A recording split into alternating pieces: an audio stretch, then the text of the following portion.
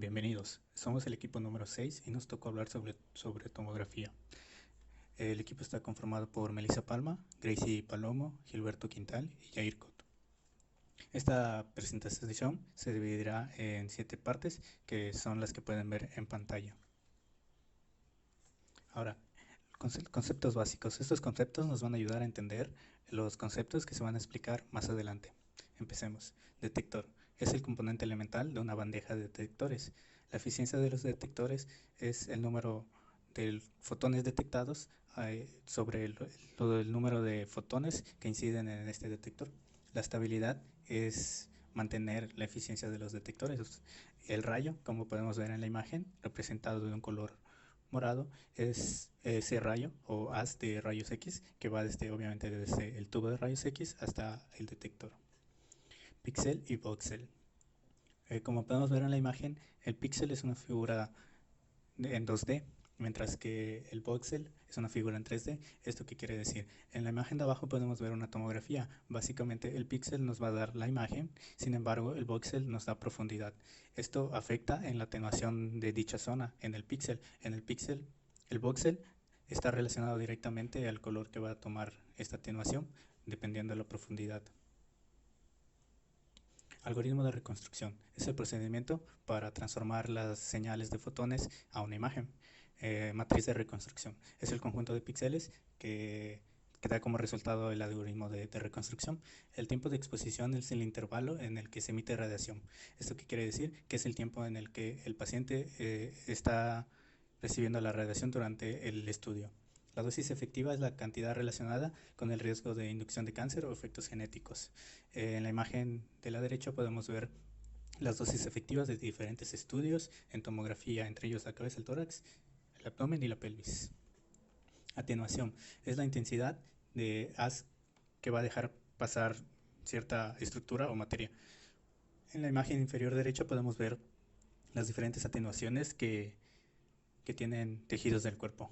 El contraste es la diferencia de atenuación entre dos zonas muy próximas. El artefacto son discrepancias sistemáticas entre los números de la tomografía, de la imagen reconstruida y los coeficientes de atenuación del objeto. En la imagen superior derecha podemos ver cómo la atenuación cambia los contrastes de la imagen, pudiendo ver desde negro, un negro más claro, un gris y un blanco. Estos son contrastes de diferentes estructuras que hay en la imagen. El artefacto, como podemos ver, hay unos puntitos blancos que parecen como estrellas. Estos no están directamente en la imagen, son errores que se dan al procesar la imagen o a otro diverso error, entre ellos que el paciente se mueva, etc. La resolución básicamente nos va a definir el detalle en la imagen. En este caso tenemos resolución a bajo contraste y resolución a alto contraste. Ambos sirven para hacer una diferencia de atenuación de detalles entre cosas muy cercanas.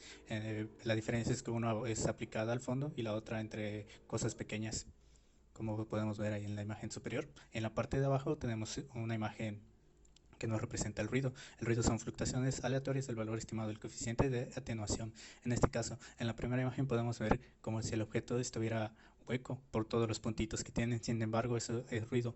En la imagen contraria tenemos y confirmamos que el objeto es totalmente sólido, solo que tenía ruido.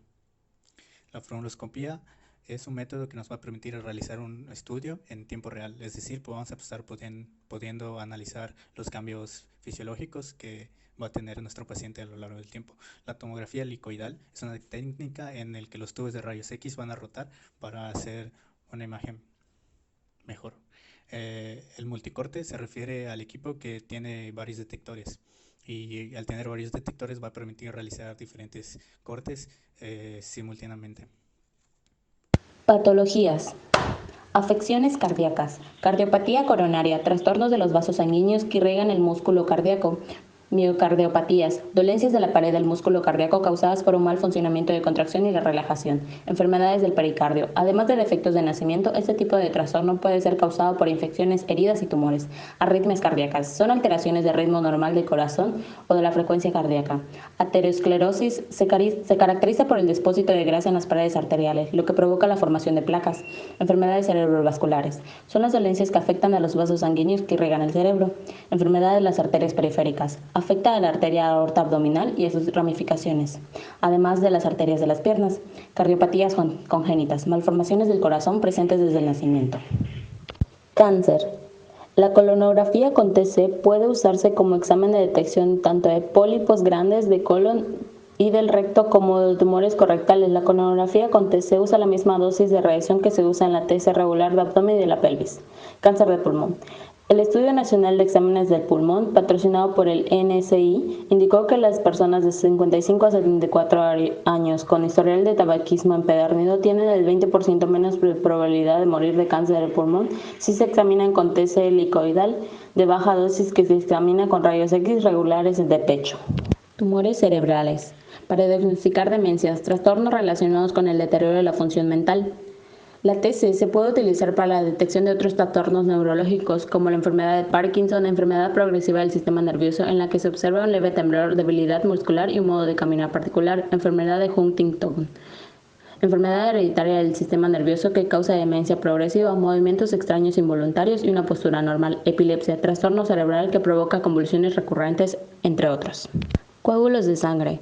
Los coágulos sanguíneos pueden poner su vida en peligro dependiendo de la ubicación y la gravedad del coágulo. Podría ser sometido a un ultrasonido venoso o a una angiotomografía computarizada del tórax, abdomen o pelvis o cabeza para ayudar a diagnosticar su condición. El tratamiento podría depender de si el coágulo está ubicado en una arteria o en una vena. Hemorragias internas. Para este caso se usa la llamada tomografía contrastada. Es un examen que se hace con un aparato de alta tecnología para detectar enfermedades de una gran región u órgano en específico. Para mejorar las imágenes obtenidas y facilitar su interpretación, se aplica un medio de contraste por vía venosa a través de un enema rectal o bien se ingiere de forma oral que ayuda a identificar lesiones internas.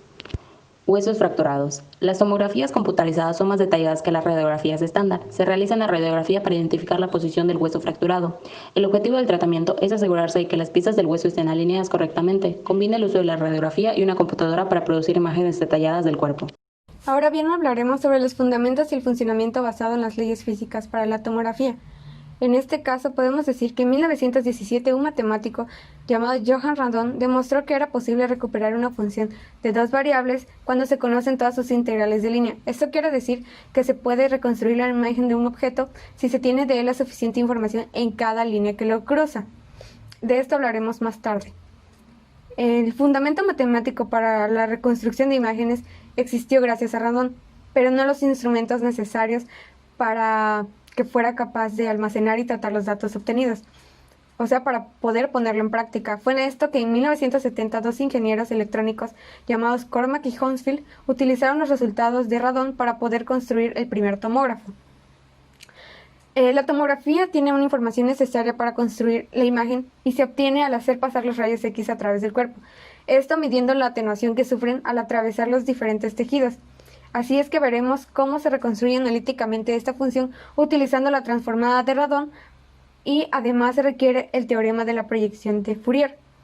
Ahora, en cuestión de la transformada de Randon, que es la que podemos ver aquí abajo, se representa con la letra R y es invertible. Por lo tanto, aplicando la transformada inversa a las proyecciones, obtenemos la función f de xy, que describe al objeto desconocido, en nuestro caso, que es una sección transversal del cuerpo humano, para así poder obtener una visualización básica de lo que hace la computadora para reconstruir una imagen.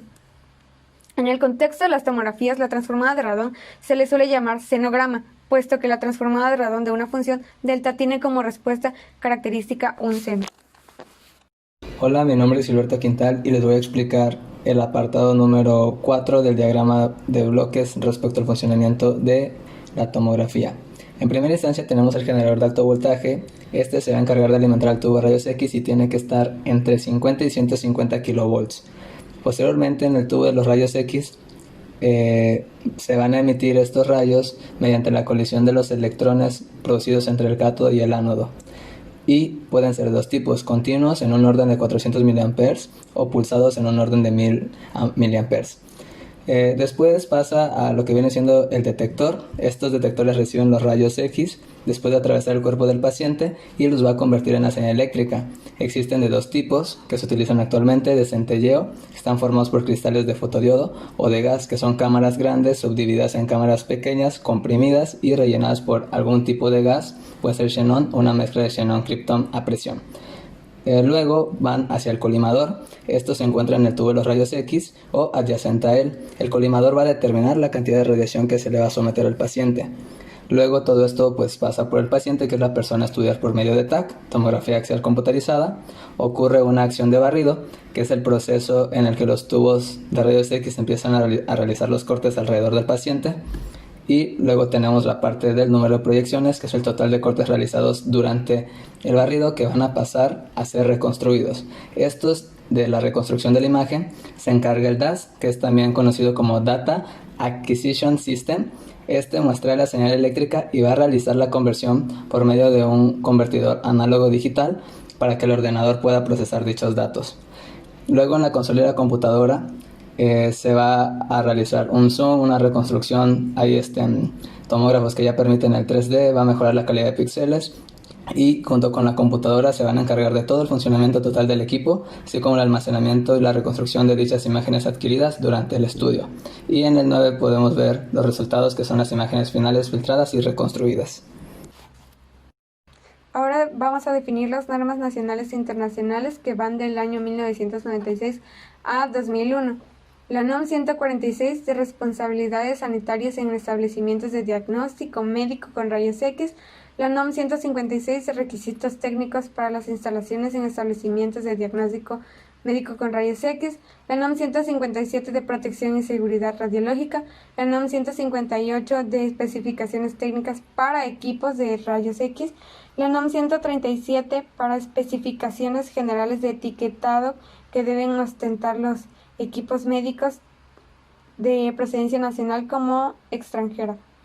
La NOM, de ahí serían la 60601, que es de equipo médico eléctrico, la GIS Z4923, que es Phantoms para tomografía computarizada, la IEC 60601, de requerimientos particulares para la seguridad de los equipos de tomografía computarizada, la ASTM E 1695-95, que es métodos de prueba de estándares para la medición de desempeño en los sistemas de tomografía computarizada, y la ASTM E 1672-95, que son los guías estándares para la selección de sistemas de tomografía computarizada.